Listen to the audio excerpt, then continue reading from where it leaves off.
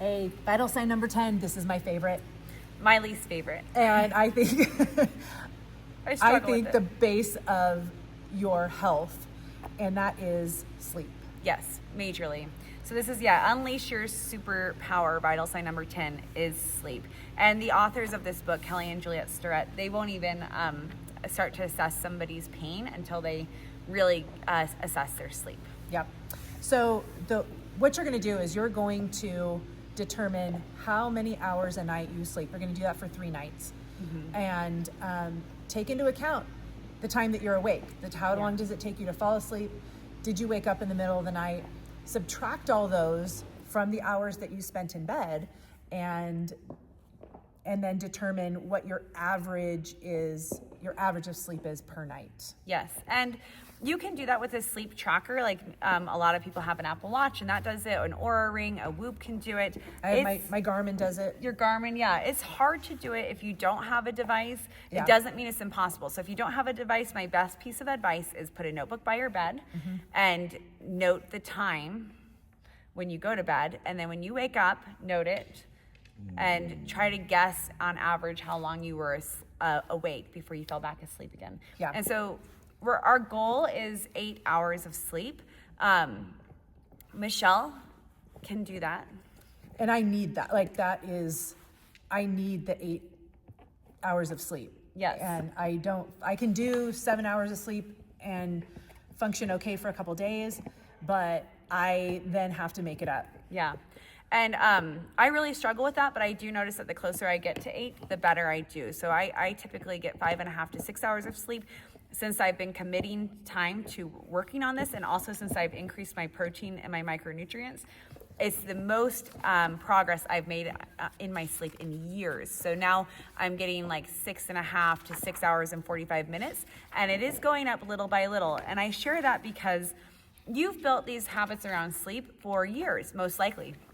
And so you cannot expect to just like suddenly get a sleep hygiene routine down and then boom, notice massive improvements. That's likely not going to happen. It might be 5 minutes, 10 minutes, 15 minutes, which has been true for me. And also what I can say is all those additional minutes, I can tell the difference. Part of the reason that they won't assess people's pain until they assess their sleep is we heal ourselves when we sleep. Our Absolutely. body heals itself. And if we're not giving ourselves adequate time to sleep, we're not giving ourselves adequate time to recover and heal. Yep, absolutely. Yeah. So how do you improve your sleep? That's the big question. And there are a few ways that you can, a few things that you can do to try to make a difference. And again, like Courtney said, don't do it once or twice and go, oh, well, that didn't work. Mm-hmm. It still might work. It just might take a while. It might take weeks, Yeah. or months even. But you got to commit to it. And so one thing I will say as somebody who struggles with sleep, a good piece of advice I got from the book was to stay in my bed for 8 hours initially. Yes. So even when I wake up 5.5 hours into sleeping and I want to look at my phone, or I want to read, or I want to write, or get out of bed, I do not look at my phone. I do not grab something that's stimulating. I lay in bed and I work on my breathing. So I try to concentrate on my breath. I also try to quiet my mind. And then eventually what you're doing is you're telling your body, when we are in the bed, we sleep. Yes. Yeah. Absolutely. But how do you improve that sleep? In some different ways. One, go to sleep and wake up at the same time, even on the weekends, as much as possible. Yes. You might have a little bit of a difference. Obviously, there's going to be times when you stay up late and whatnot, but trying to do that. And you guys, most of us know that. We just don't always do it. Totally.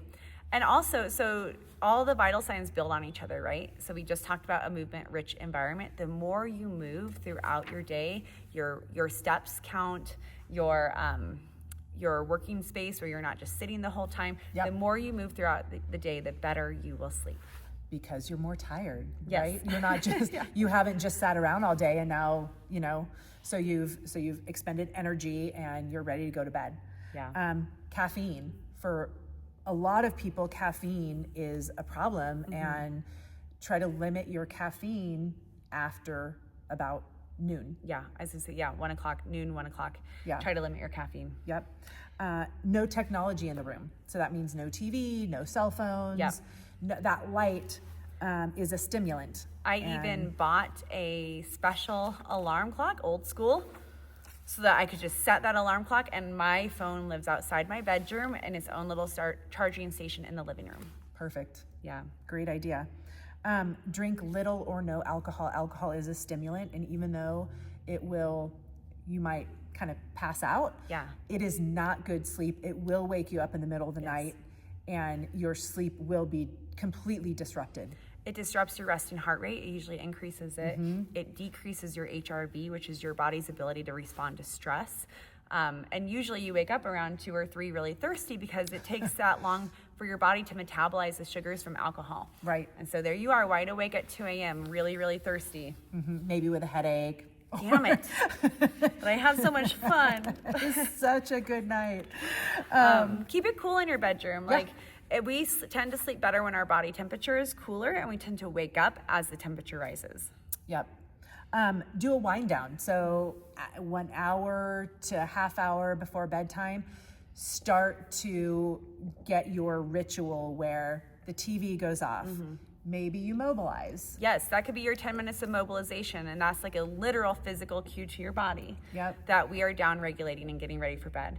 And I do want to emphasize that Michelle said wind with a D, wind down, not wine with an E, not Right. wind down. Right. No wine Yeah. right before you go to bed. Yes. Yes.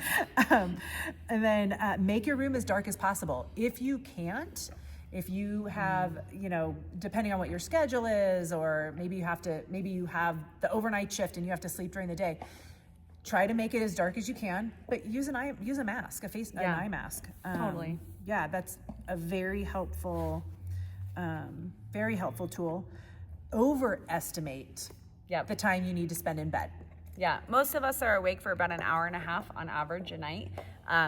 And most people get up around, wake up, maybe not get up, but wake up around like 15 to 20 times a night. You just don't realize it. Yeah. So overestimate the amount of time that you need to be in bed. So getting 8 hours of sleep doesn't mean you're in bed for 8 hours. It means you're in bed for probably 9 hours. Yeah, although if you're really Unless you're struggling, you just need to start with 8 hours. Yeah. Me, I love it.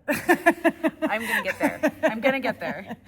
And then mimic your bedtime routine when you travel. So try to stay as close to that as you can. And there are some really cool apps for international travel and dealing with jet lag, of supplements you can take, vitamins, and ways to kind of mimic your sleep schedule so that you don't get walloped by jet lag. Yeah. Yeah. Okay. All right. Happy sleeping. Sweet Good night. dreams.